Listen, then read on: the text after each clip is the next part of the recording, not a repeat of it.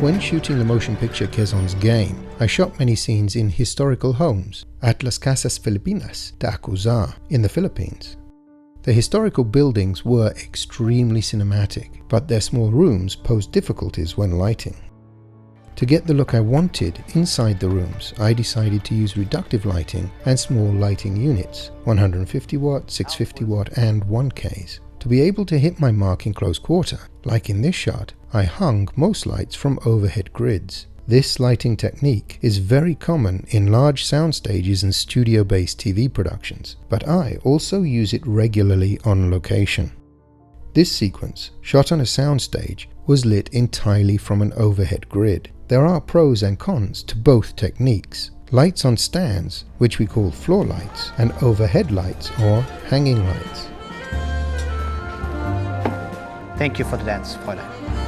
The system you choose will dictate the look of your shots, so it's important to know why you would choose one over the other. Herr President, thank you for your generosity.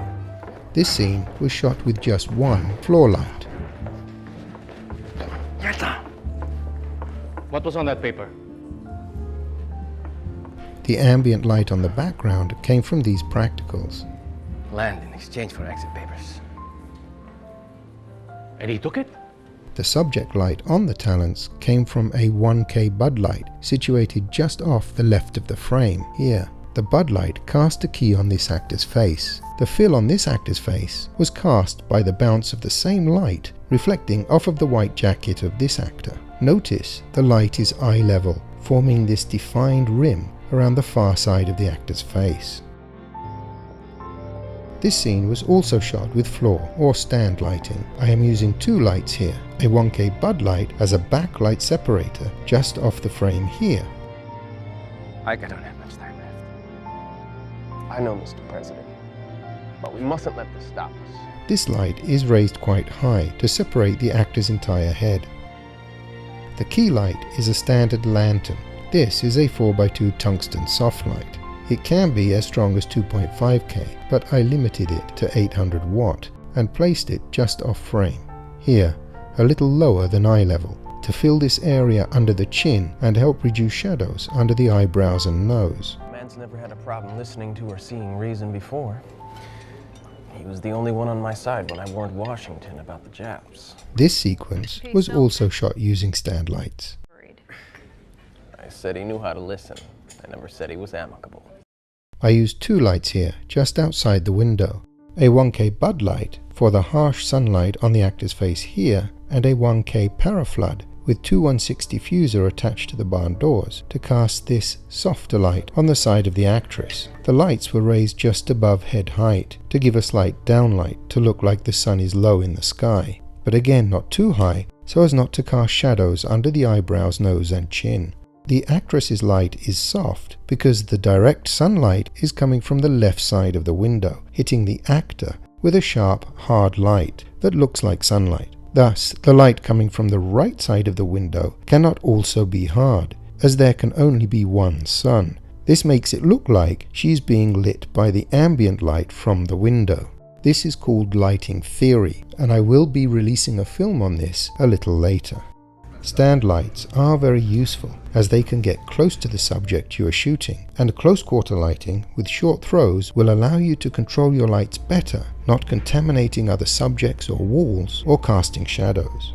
But stands get in the way and only work efficiently on single camera setups.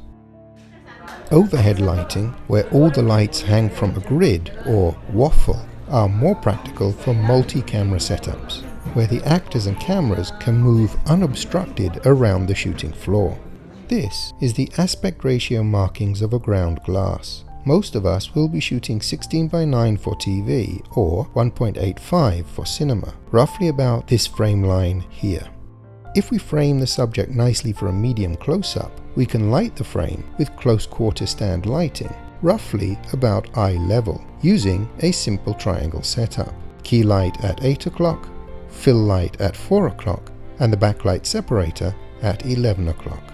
This is a basic setup, but always looks good. What if you want to pull out to a medium wide shot? the stand supporting the backlight is seen. If we want to pull out further to a wide or establishing shot, all the lights are now in frame. So to achieve this shot, we can only use our key light and fill light at a very far distance with very little control. This really doesn't look that good. Lighting like this tends to look flat and uncontrolled.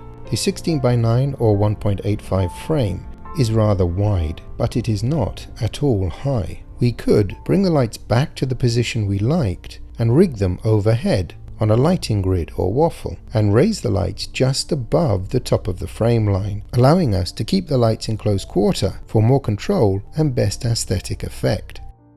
Take a look at this portrait. It has a reduced fill light and a softened key light. This setup casts a soft, subtle shadow under the chin, nose and brow. There is a nice eye light reflected in the eyes, and the backlight subtly separates the subject from the background. All this is achieved because the lights are at eye level. Placing your lights at eye level will definitely deliver the best lighting for beauty. If we now take these same lights up to the grid, they will all be tilted down, casting this shadow under the chin. If you stick to the key and fill light at 8 o'clock and 4 o'clock, there will be this very ugly and unnatural double shadow cast under the chin. Shooting from overhead requires different techniques to achieve the look you want, but the system is definitely more practical than stand lighting, and often the only way to achieve a good look in difficult locations.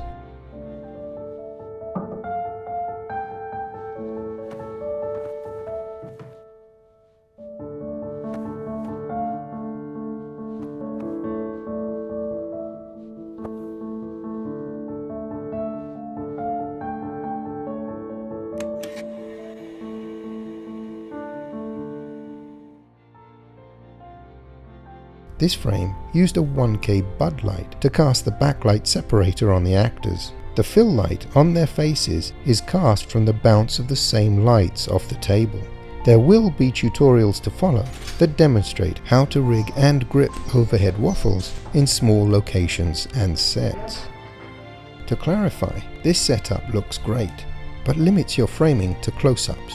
This setup is fast, practical, and can look good when using the right techniques. I hope this and future films will be useful to you.